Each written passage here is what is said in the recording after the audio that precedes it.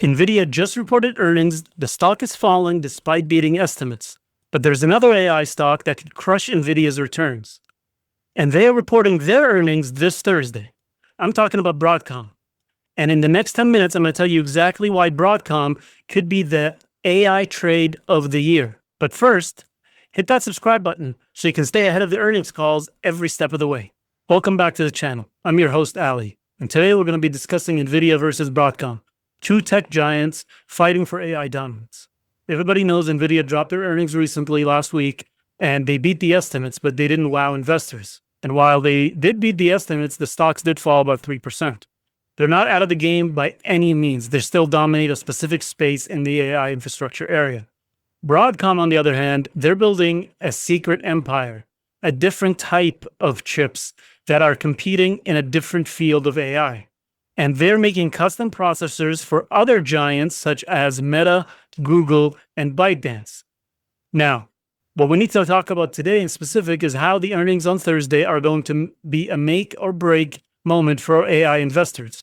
In the next few minutes, I'm going to break down some of the strategies and some of the numbers, and we're going to get right into it. Let's start with what everyone has been talking about the last week. Nvidia's earnings were dropped and they beat estimates, but their year-over-year growth in their AI data center sector has only gone to 73%. Now, you might say that's an amazing number until you realize it's down from triple digits the quarter before.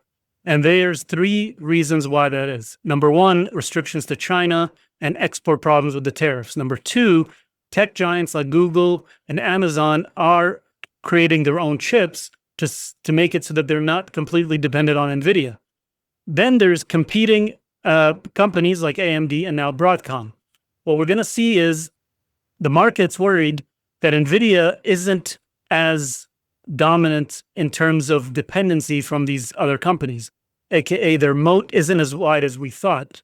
They're still dominating workloads, but in the inference where you're actually running the AIs, not training the AIs, that space is still up for grabs. And that's why, despite beating the estimates, their stock still dropped by 3.4%. Now let's talk about Broadcom, the AI stock that's flying quietly under everyone's radar. While everyone's focused on Nvidia's GPUs, Broadcom is capturing value across the AI infrastructure space. They make three critical components, and they are AI accelerators, networking chips, and they make optical connectivity solutions that allows everything to speak together at lightning speed, and literally at lightning speed. But here's their genius. Instead of competing directly with Nvidia, they're partnering with big techs like Meta and Google and ByteDance to make custom chips that fit their requirements specifically. Now, this Thursday, they're going to be dropping their earnings call at the end of the day. Everybody's expecting they're getting to get $1.66 per share on $15.83 billion in revenue. That's 34% earning growth and 21% revenue growth year over year. But here's the kicker. The AI-related revenue is expected to be at $5 billion, up from $4.4 billion last year. And unlike Nvidia, which faces margin pressures from competitors, Broadcom custom chip business has pricing power because they're custom built for their customers. Here's where it gets interesting. The AI market is splitting into two areas. The training area, where you need massive parallel processing power, Nvidia still owns that area. But inference, where you run AI models for actual applications, that's fragmenting really quick.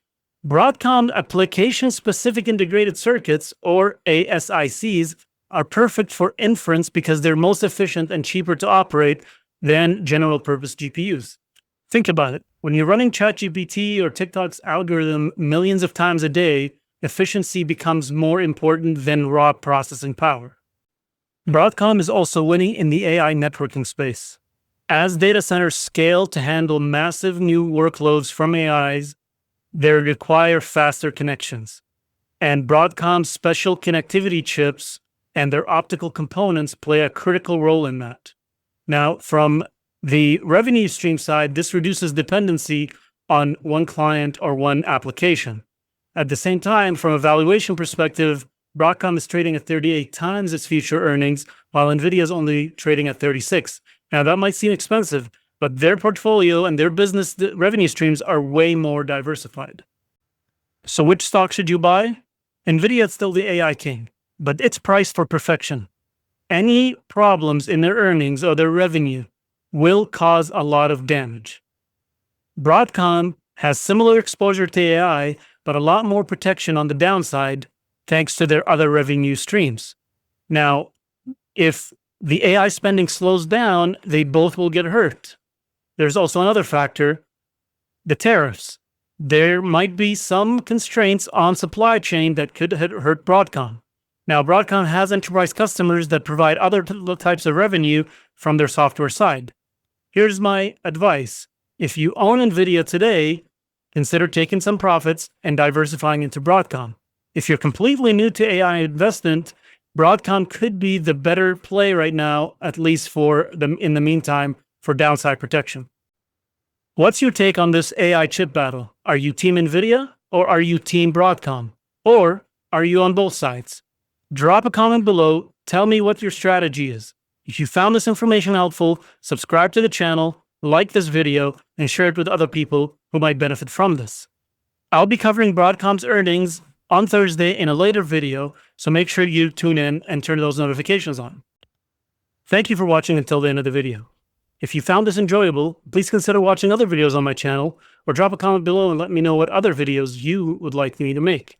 Stay safe, stay diversified, and I'll catch you in the next one.